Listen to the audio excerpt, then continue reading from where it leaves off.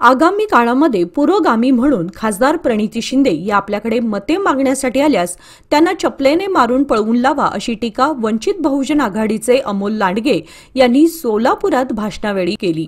विधानसभा निवडणुकीत वाढलेल्या 76 लाख मतदान वाढीच्या विरोधात वंचित बहुजन आघाडीचे युवा नेते सुजात आंबेडकर यांच्या नेतृत्वाखाली सोमवारी सोलापुरात जन आक्रोश मोर्चा काढण्यात आला। मोर्चा जिल्हा परिषदेच्या पूनम गेटवर आल्यानंतर मोर्चाचे सभेत रूपांतर झाले। त्यावेळी लांडगे यांची भाषण करताना जीभ घसरली। ते म्हणाले, निवडणुकीमध्ये खासदार प्रणिती शिंदे यांनी आमचे नेते बाळासाहेब आंबेडकर व सुजात आंबेडकर यांच्यावर टीका केली। वंचित बहुजन आघाडीला भाजपची बी टीम म्हणून संबोधले।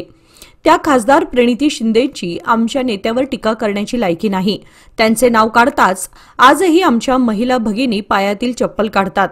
यापुढील काळामध्ये त्या पुरोगामी म्हणून आपणाकडे मते मागण्यासाठी आल्यास त्यांना चपलेने मारून पळवून लावा असे प्रक्षोभक विधान केले। 76 लाख मतदान हे सांगताय गोळ सांगताय ईव्हीएमचं 76 लाख मतदानामध्ये किती बीजेपीचे किंवा महायुतीचे उमेदवार निवडून आले असतील त्याचं काय कॅल्क्युलेशन आलं का समज? हे बघा, मी तेच म्हणतोय, जेव्हा इलेक्शन कमिशन आम्हाला म्हणतं की आमच्याकडे कोणताच डेटा नाहीये,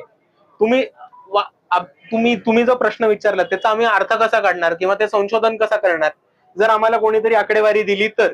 पण जर आम्ही जे प्रश्न विचारतोय त्याच्यावरती जर इलेक्शन कमिशन म्हणत असेल की आमच्याकडे आकडेवारीच नाहीये, तर तुम्ही जो प्रश्न म्हणताय तो संशोधन मी नाही करू शकणार।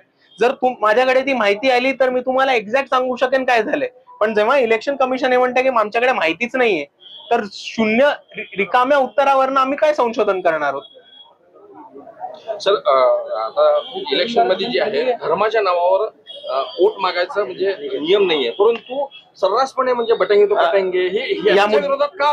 आता मुद्द्यावरती या, ईव्हीएमच्या मुद्द्यावरती या, नंतर प्रश्न घेईन मी ते। आता ईव्हीएम वरती या, इश्यू डायव्हर्ट नाही होऊ द्यायचा। मग आता ईव्हीएमचं जे आहे ना सर, तेच विचारतो मी। आता 76 लाखाचं जे आहे त्याच्यामधनं आता काय निष्पन्न होणार? आता हे म्हणजे सरकार स्थापन होऊन अनेक दिवस झालेले आहे, परंतु आता तुम्ही हा मुद्दा उचलून जन आक्रोश हा मुद्दा आम्ही आत्ता नाही उचलला। आम्ही सगळ्यात पहिले मी परत जसं भाषणामध्ये म्हटलं तसं 12 डिसेंबर 2024 मध्ये बाळासाहेबांनी जे चीफ इलेक्टोरल ऑफिसर आहेत महाराष्ट्राचे, ज्यांच्या अध्यक्षपदी खाली सगळ्या निवडणुका होतात महाराष्ट्रामध्ये, एस चोक्कोलिंगम, त्यांना एक पत्र लिहिलं होतं आणि त्याच्यामध्ये ही 3 माहिती मागितली होती।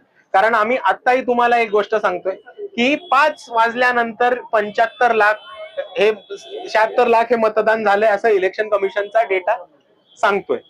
पण आम्ही त्याच्यावरती अजून माहिती मागितली की एकतर एका माणसाला मतदान करायला किती वेळ लागतो याचा ऍव्हरेज द्या, दुसऱ्या बाजूला 5 ते 6 मध्ये किती मतदान झालं हे सांगा, आणि तुम्हाला निवडणुकीचा नियम माहिती असेल तर जो माणूस त्या परिसराच्या आतमध्ये 6च्या आतमध्ये पोहोचतो, गेट बंद व्हायच्या आत पोहोचतो, त्याला एक टोकन दिलं जातं आणि ते टोकन घेऊन तो 6 नंतरही वोट करू शकतो। जो गेट बंद व्हायच्या आतमध्ये परिसरामध्ये आला आणि ज्याला टोकन मिळालं तो 6 नंतर वोट करू शकतो। तर असे किती टोकन तिकडच्या रिटर्निंग ऑफिसरनी वाटले किंवा तिकडचे बूथवरती जे अधिकारी होते त्यांनी वाटले, याची आम्हाला माहिती द्या। आता तुम्ही सोपा हिशोब करून सांगतो, एका माणसाला किती टाइम लागतो वोट करायला, 5 ते 6 मध्ये किती वोटिंग झालं आणि 6 नंतर किती टोकन वाटले, त्याच्यावरनं किती वोट्स झाले, ह्याच्यावरनं तुम्ही अंदाज बांधू शकता की हा 75 लाख खरा आकडा आहे की नाही, बरोबर?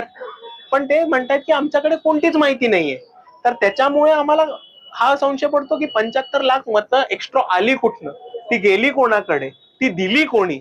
आणि जोपर्यंत हा खुलासा होत नाही तोपर्यंत तुम्ही असं कसं म्हणता की तुमची डेमोक्रेसी ही ट्रान्सपरंट आहे किंवा त्याच्यावरती विश्वास ठेवला पाहिजे? जर अशा घटना होत असतील तर प्रामुख्याने आम्ही म्हणू की इकडे चीटिंग होतीये आणि ही फसवणूक करून भाजपची सरकार आली। त्याच बाजूने आता बघितलं असेल तर मंचावरती मरकजवाडीचे सरपंच होते, मरकजवाडीच्या सरपंचांनी ओपन चॅलेंज दिला होता सरकारला की आम्ही बॅलेट पेपर वरती घेऊन दाखवतो आणि तुम्हाला सिद्ध करून दाखवतो की तुमचा जो निकाल आलाय तो 100% उलटा कसा लागलाय। त्याच्यावरती सरकारने त्यांना म्हटलं आणि तिकडच्या प्रशासनाने त्यांना सांगितलं की असं बिलकुल चालणार नाही, उलटा त्यांना सेक्शन 144 लावू, गावात जमावबंदी करू, फायरिंग करू, अशा धमक्या देऊन त्यांना पळवून लावले। तर ही गळेचेपी नाहीये तर काय? आणि ह्याच्यावरनं आम्ही म्हणतो की ठामपणे म्हणतो की याच्यामुळे आम्हाला वाटतं की चीटिंग झाली, गेम झालाय आणि हे सरकार जे आले ते फ्रॉडनी बसलेलं आहे। तुम्ही काँग्रेसला आव्हान करता तुमच्या लढ्यामध्ये या म्हणतात, काय त्यांच्याबरोबर काय? हे बघा, आता हे बघा, बाळासाहेब आंबेडकरांनी 16 जानेवारीला पत्र लिहिलं होतं ह्यांना मल्लिकार्जुन खरगेंना, जे अध्यक्ष आहेत. पण आता प्रॉब्लेम असा झालाय की त्यांचा अध्यक्ष असा मुखोटा म्हणून बसलेत तिकडे. खरे भूमिका ज्या आहेत त्या राहुल गांधी घेत आहेत आणि मल्लिकार्जुन खरगे काहीच बोलत नाहीत. तर खऱ्या अर्थाने आम्ही जेव्हा काँग्रेसच्या राष्ट्रीय अध्यक्षांना एक पत्र लिहितो, त्यांना आम्ही त्यांच्याकडनं एक उत्तर तरी अपेक्षित ठेवतो. पण प्रॉब्लेम असा झालाय की मल्लिकार्जुन खरगेंना साईडला दाबून राहुल गांधींना एकतर्फा पक्ष चालवले असल्यामुळे निवडणूक आयोगाने 45 दिवसात डेटा डिलीट करावा. राहुल गांधींचं पत्र नेमकं काय होतं आपल्या हाती आलेलं आहे? राहुल गांधींचं पत्र इंडियन एक्सप्रेसनी छापले. तुम्ही पत्रकारात, तुम्हाला माहिती असलं पाहिजे. ते माझ्या हाती आलं म्हणजे ते जग जाहीर छापले गेलेलं पत्र आहे. आशय काय होता त्यांचा? ते तुम्ही वाचा. त्यांचं पत्र मी का सांगू तुम्हाला? वाचा जाऊ.